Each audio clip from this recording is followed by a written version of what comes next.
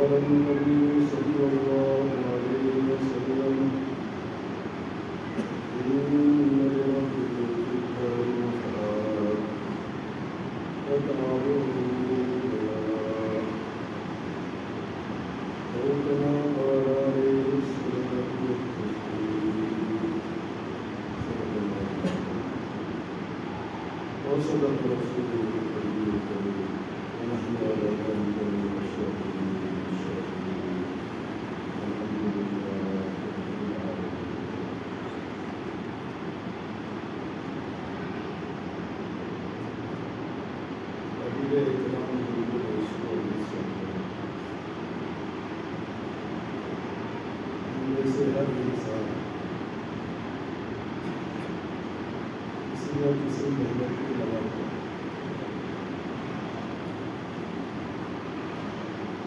سارے حساب ہم اور ساری دنیا کے حساب کسی نہ کسی محنت کو لگے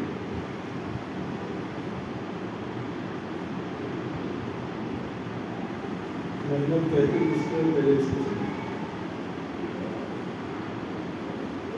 اللہ تعالیٰ نے انسان کو ہر انسان جان اور مال کی عظیم الشان نعمت عطا فرمائی.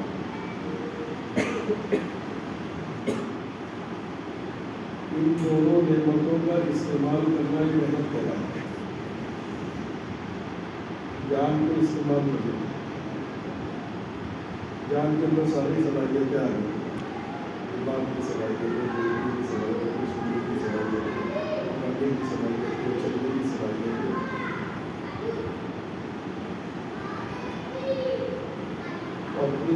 اپنے بدن کو، اپنی صلاحیتوں کو اور اپنی طاقتوں کو، بدن کی طاقتوں کو استعمال کرنے کا نام محنت ہے. اور جو اللہ نے مال دیا ہے اس کو استعمال کرنا بھی ایک محنت ہے. یہ محنت کا مطلب ہے.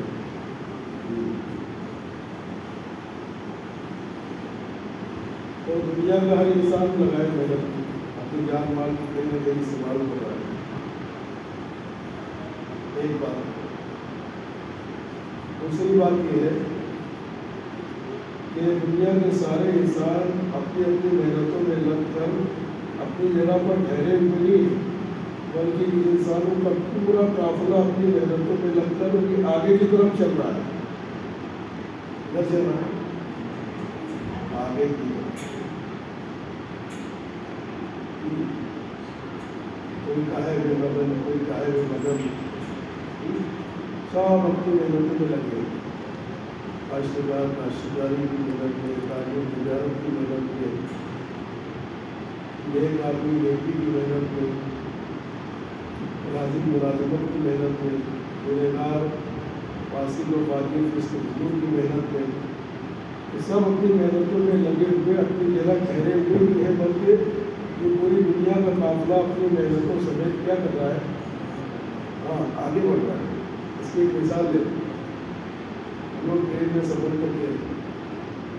ٹرین میں کوئی کھا رہا ہوتا ہے، کوئی بیٹھا ہوتا ہے، کوئی لیٹا ہوتا ہے، کوئی سویا ہوتا ہے، کوئی بیت الخلا میں ہوتا ہے، باتھ روم میں ہوتا ہے، اور کوئی موبائل دیکھ رہا ہوتا ہے. سب کوئی نہ کوئی مشغولیت میں ہے کہ نہیں. اور بتاؤ یہ چلتے ٹرین میں اس مشغولیت میں اپنی ساری مشغولیتوں کے ساتھ یہ سب آگے کی طرف چل رہے ہیں. ان کو ایسا لگ رہا ہے کہ ہم بیٹھے بیٹھے موبائل دیکھ رہے, بیٹھے بیٹھے کھانا کھا رہے ہیں, لیکن یہ جس گاڑی میں سوار ہے وہ گاڑی سمیت یہ آگے کی طرف جا رہا ہے. مثال سمجھ میں آئی؟ یہ سمجھ لو کہ دنیا یہ پوری کی پوری ایک بہت بڑی گاڑی ہے جو آگے کی طرف چل رہی ہے, اور اس میں بسنے والے انسان, ہر انسان اپنے کئی اپنے لیے کسی نہ کسی محنت کو متعین کر کے اس کو اپنے لیے مفید سمجھ کو اس پہ لگا ہوا ہے. اب یہ قافلہ چل رہا ہے, یہ کہاں جا رہا ہے؟ آگے بات کریں آپ جی کیا جا رہا ہے؟ سوال پیدا ہو رہا ہے کون سی منزل کی طرف بتا دوں. یہ پورا انسانوں کا قافلہ جس میں انسان بھی ہے, جس میں مسلمان بھی ہے, جس میں کافر بھی ہے, جس میں نیک بھی ہے, جس میں گنہگار بھی ہے, یہ سارے انسان اپنی اپنی محنتوں میں لگ کر یہ قافلہ جا رہا ہے ایک بہت بڑے اجتماع کی طرف, ایک بہت بڑے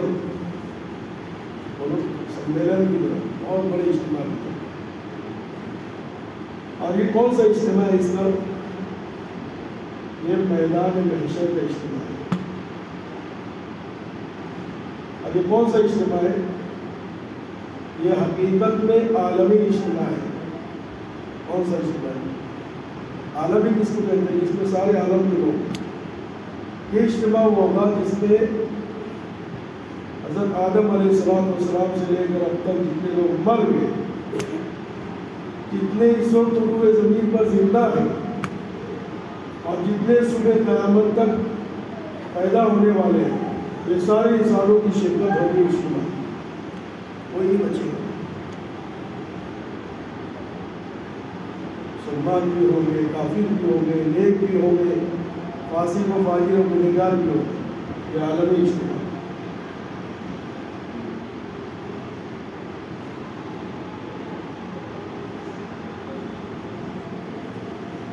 اچھا, اب ہر انسان جو اپنی محنتوں میں لگا ہے, یہ محنت اس کے لیے فائدے مند ہے یا نقصان دہ ہے؟ محنت اپنے نتیجے کے اعتبار سے یا تو فائدے مند ہوگی یا نقصان دہ ہوگی. تیسرا کیا آپشن ہے؟ انسان کی محنت پہ لگا ہے. اب انسان یہاں پر اپنی غلط محنت کو صحیح سمجھ رہا ہے, اپنی نقصان دہ محنت کو اپنے لیے فائدہ مند سمجھ رہا ہے. اب کچھ ایسے ہوں گے جو واقعی نفع والی محنت کر رہے ہیں, جو نفع سمجھتے ہیں.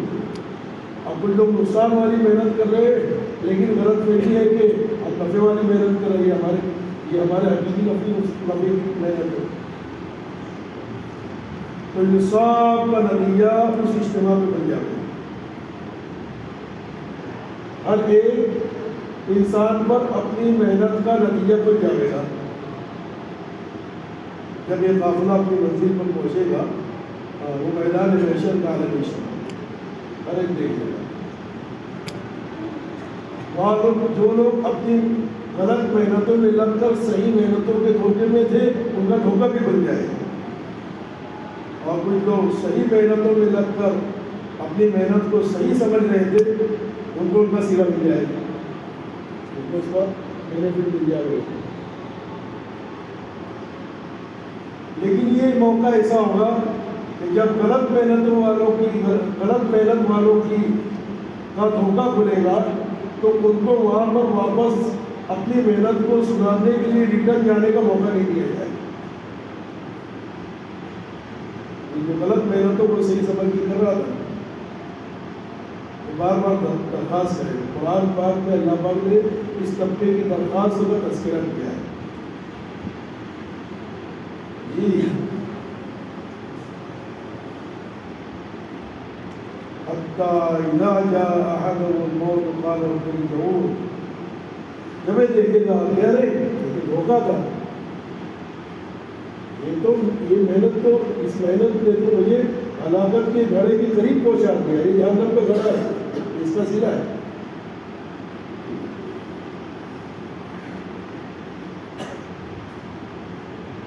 یہ کہے گا اے اللہ اب مجھے چانس دے کہ اپنی اب میں صحیح محنت میں لگ کر تیرے پاس یہ مجھے صحیح محنت لے کر آؤں.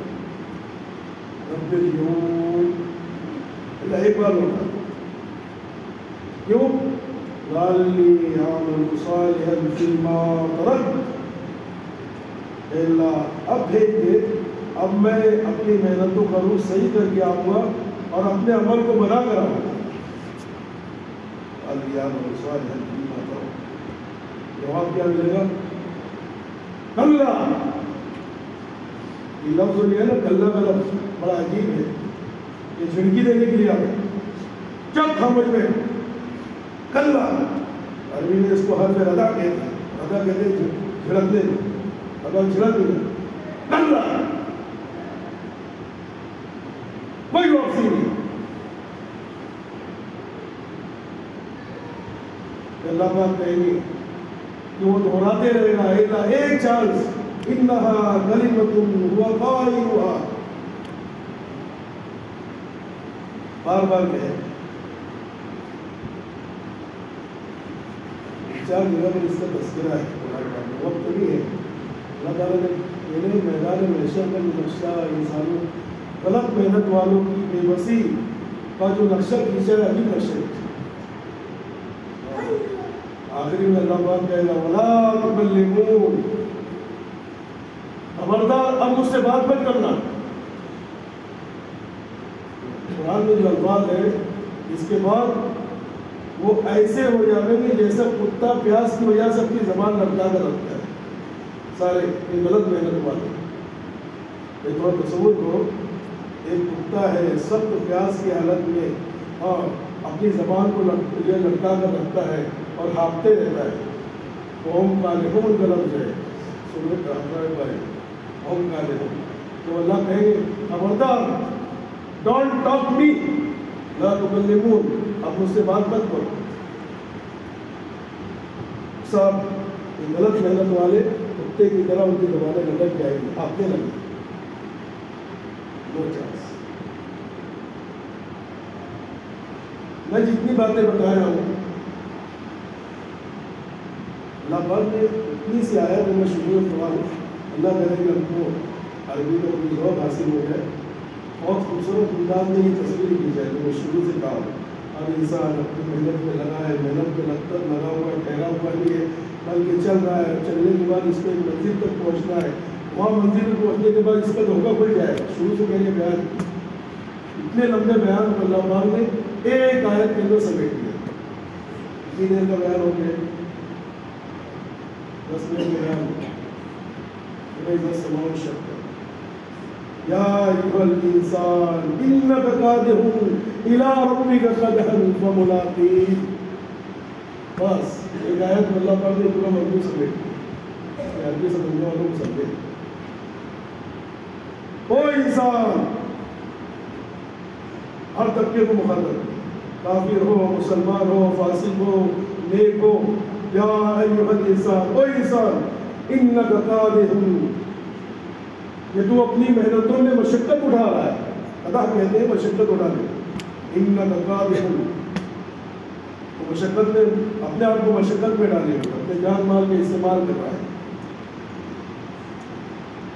اور پھر ان مشقتوں کو اٹھاتے ہوئے محنتوں میں لگے ہوئے تو ٹھہرا ہوا نہیں ہے بلکہ تو چل رہا ہے چل رہا ہے چل رہا ہے الی ربک. چلنے کی تعبیر اللہ میرے رب نے الی ربک میں جو بیان کر بس الی ربک میں چل رہا. اور تیری منزل کیا ہے؟ ہاں یہ چل کر تجھے تیرے رب کے سامنے پہنچ کر کھڑا ہونا ہے. انک کادح الی ربک. چل رہا ہے کدھر؟ تیرے رب کی طرف. جی تو کیا ہوگا؟ فملاقیہ. اپنی زندگی میں جو تم نے محنت کی ہے وہ اس کے نتائج کے اعتبار سے اچھی تھی یا بری تھی. فملاقیہ تو وہاں پر دیکھ لے گا. جی ایک عالمی اجتماع ہے. عالمی اجتماع. دنیا میں صرف ایک عالمی اجتماع ہوا ہے اور مستقبل میں ایک عالمی اجتماع ہوگا, اور کوئی عالمی اجتماع نہیں ہوا ہے. ایک عالمی اجتماع ہوا تھا دنیا میں عالمی تھا. عالمی کیسا ہوگا؟ عالمی کہتے ہیں کہ عالم کا کوئی فرد نہ چھوٹے وہاں آنے سے. کوئی اجتماع عالمی نہیں ہے. لوگ مسجد کا جوڑ کر رہے ہیں, عالمی کیوں ہے؟ عالمی کیسے ہوگا؟ عالمی تو اس کو کہتے ہیں جس میں کوئی انسان نہ چھوٹے, نہ مشرق والا چھوٹے, نہ مغرب والا چھوٹے, نہ شمال والا چھوٹے, نہ جنوب والا چھوٹے, نہ ہم سے پہلے والا چھوٹے, نہ ہم سے بعد میں آنے والا چھوٹے. لیکن ایسا اجتماع ہوا ہے. بولو کون سا اجتماع ہے؟ اللہ پاک نے ایک اجتماع اور کیا تھا. اجتماع میں ہم کو, اس اجتماع سے ہم کو ذمہ داریاں دی گئی. کیا دی؟ وہ اجتماع تھا عالم ارواح کا اجتماع. عالم ارواح کا آدم سے لے کر قیامت تک آنے والی انسانوں کی روحوں کو اللہ پاک نے حضرت آدم علیہ السلام کی پشت سے کھینچ کر نکالا اور ایک میدان میں جمع کیا. حدیث پاک میں, قرآن میں بھی اس کا تذکرہ. سارے انسانوں کی روحیں تھیں. مسلم بھی تھے, کافر بھی تھے, فاسق بھی تھے, صالح بھی تھے, سارے تھے. حدیث پاک میں آتا ہے کہ چونٹیوں کی شکل میں جمع کی میدان میں, سارے چونٹیوں کی شکل میں.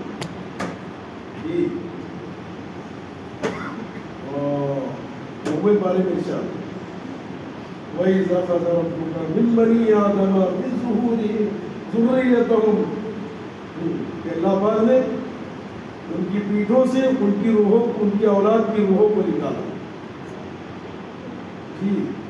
اور پھر ان سے پرومس کیا, عہد و پیمان لیا اور ذمہ داریاں دی کہ میں ایک دن مجھے تمہیں وجود بخشنا ہے اور ایک مدت کے لیے تم کو زمین پر چلنا ہے. تمہاری کیا ذمہ داریاں ہوگی؟ وہ ذمہ داریاں اللہ تعالیٰ نے کچھ پہلے اجتماع میں دی تھی. کیا ذمہ داری دی تھی؟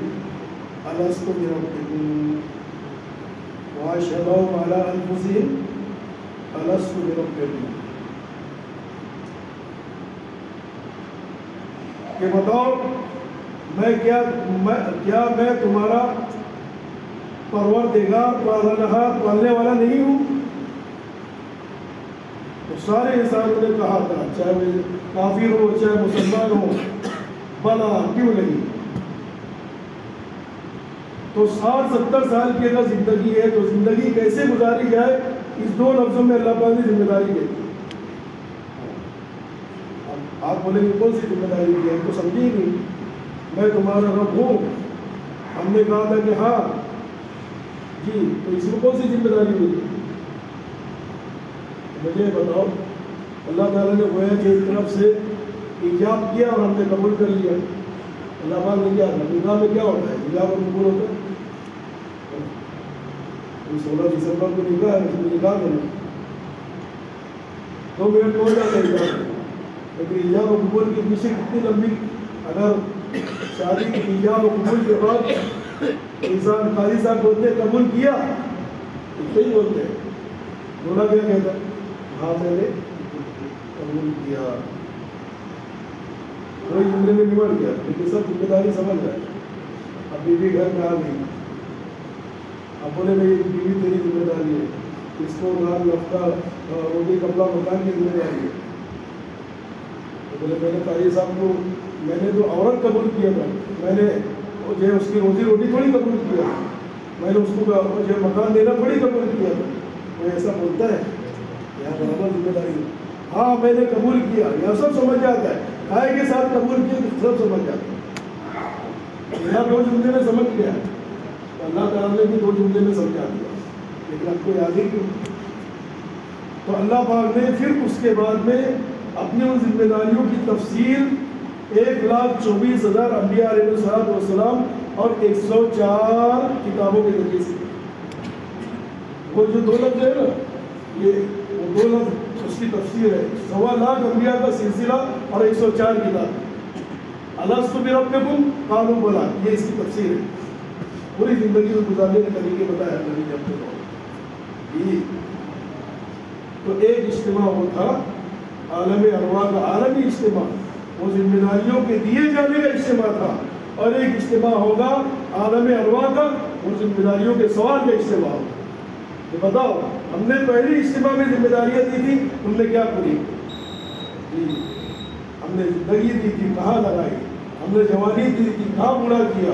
ہم نے جو ہے تم کو عمر دی تھی، کہاں لگائی؟ ہم نے تم کو مال دیا تھا، کہاں خرچ کیا؟ وہ پہلا اجتماع ذمہ داریوں کے دینے کا تھا، اور یہ آخری اجتماع ذمہ داریوں کے پوچھنے کا، جو ذمہ داریوں کے پوچھے جانے وہ کارگزاری لی جائے گی۔ ہاں، وہاں لفظ نے ارادے کروائے تھے، ارادے، بتاؤ مجھے رب مان کر زندگی گزارو گے، میری اطاعت کے ساتھ چل کے زندگی گزارو گے، میں تمہاری ساری ضروریات پوری کروں گا کیونکہ میں رب ہوں، لیکن تم کو زمین پر میری مان کر چلنا پڑے گا کیونکہ میں رب ہوں۔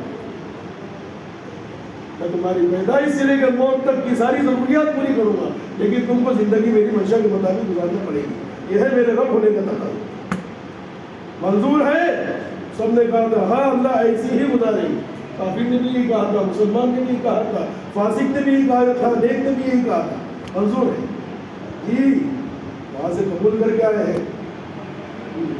اور یہ زمانہ پیدائش سے لے کر موت تک کا وہ ان ذمہ داریوں کے نبھانے کا ہے کہ زندگی کے جن شعبوں میں اللہ نے جس طریقے سے چلنے کو کہا ہے، اور اپنے نبی کے ذریعے سے جس شعبے میں جس طریقے سے چل کر بتایا ہے، یا نبی نے جس طریقے سے چلنے کو کہا ہے، بس یہی ہے ذمہ داری۔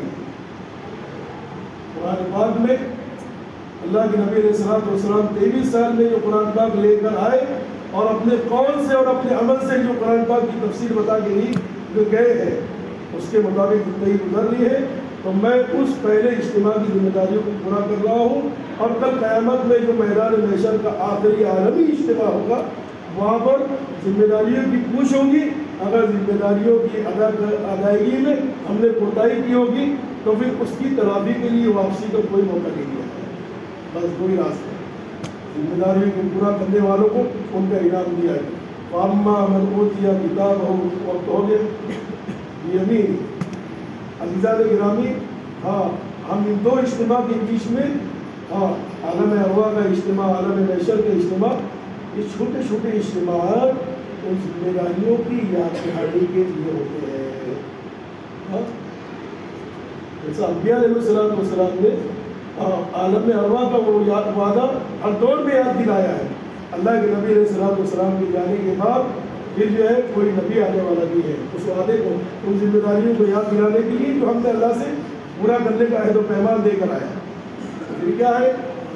علماء اپنی تفسیر کے ذریعے سے، ہاں مشائخ جو ہے اپنے خانقاہوں کے ذریعے سے، ہاں تبلیغ والے اپنی تبلیغ کے ذریعے سے، ہاں اور یہ اجتماع والے اپنے اجتماعات کے ذریعے سے دراصل ہم کو خواب غفلت سے جھنجھوڑ کر ان ذمہ داریوں کو یاد دلاتے ہیں کہ تم کو کس کے لیے پیدا کیا ہے، تم نے اپنے رب سے کیا عہد و پیمان کیا تھا، اور تمہاری زندگی کیا اس کیے ہوئے عہد و پیمان کے مطابق گزر رہی ہے نہیں گزر رہی ہے، یہ احساس پیدا کریں۔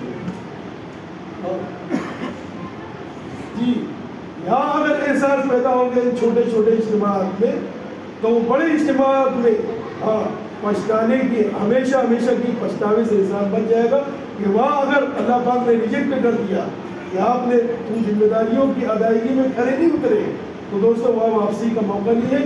ان چھوٹے چھوٹے اجتماعات میں احساس پیدا ہو گیا تو باقی زندگی تلافی کا موت تک موقع ہے۔